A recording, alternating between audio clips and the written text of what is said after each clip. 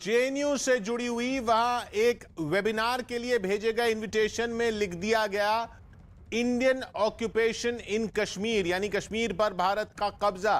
हालांकि इस पर इतना विवाद खड़ा हो गया कि वेबिनार ही रद्द कर दिया गया। जेएनयू का सेंटर फॉर वुमेन स्टडीज इस वेबिनार का आयोजन करने वाला था, जिसमें चर्चा होनी थी आर्टिकल 370 हटने के बाद कश्मीर में चुनौतियों पर, लेकिन वेबिनार के इनविटेशन में कश्मीर पर भारत का कब्जा बता दिया गया। इसके खिलाफ जेएनयू के अंदर ही विरोध की आवाज उठने लगी।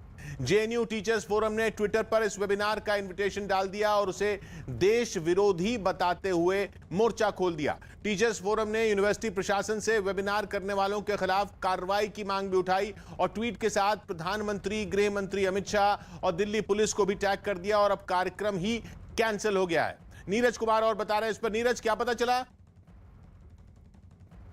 किशोर, देखिए, जेएनयू में कई सेंटर्स हैं और सेंटर फॉर वीमेन स्टडीज की तरफ से इस वेबिनार को बुलाया गया था, लेकिन जेएनयू टीचर्स फोरम ने इस पे आपत्ति दर्ज कराई थी और इस वेबिनार को फिलहाल कैंसिल कर दिया गया है। जेएनयू से मांग की गई थी जेएनयू टीचर्स फोरम की तरफ से कि इसमें जिन शब्दों का इस्तेमाल किया गया है वेबिनार में वो देश विरोधी है, इसलिए जेएनयू प्रशासन को कार्रवाई करनी चाहिए। इंडियन ऑक्यूपेशन इन कश्मीर, यानी कश्मीर में भारतीय कब्जे का जिक्र किया गया था और उसके प्रतिरोध की बात की गई थी।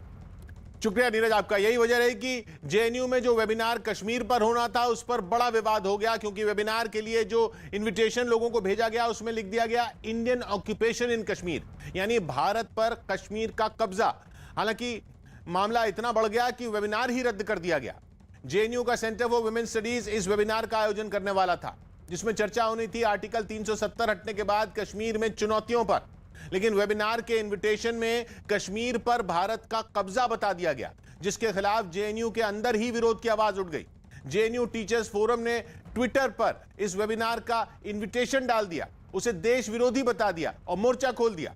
टीचर्स फोरम ने यूनिवर्सिटी प्रशासन से वेबिनार करने वालों के खिलाफ कार्रवाई की मांग भी उठाई और अपने ट्वीट के साथ प्रधानमंत्री, गृह मंत्री, दिल्ली पुलिस सबको टैग कर दिया और अब कार्यक्रम कैंसिल हो गया है। सौ बात की एक बात यह कि देश से ऊपर कुछ भी नहीं। वैचारिक आजादी, अभिव्यक्ति की आजादी भी कुछ जिम्मेदारियों के साथ होती है और जम्मू कश्मीर भारत का अभिन्न अंग है। यह हर देशवासी के लिए अटल सत्य है। इसलिए इस तरह के विषय पर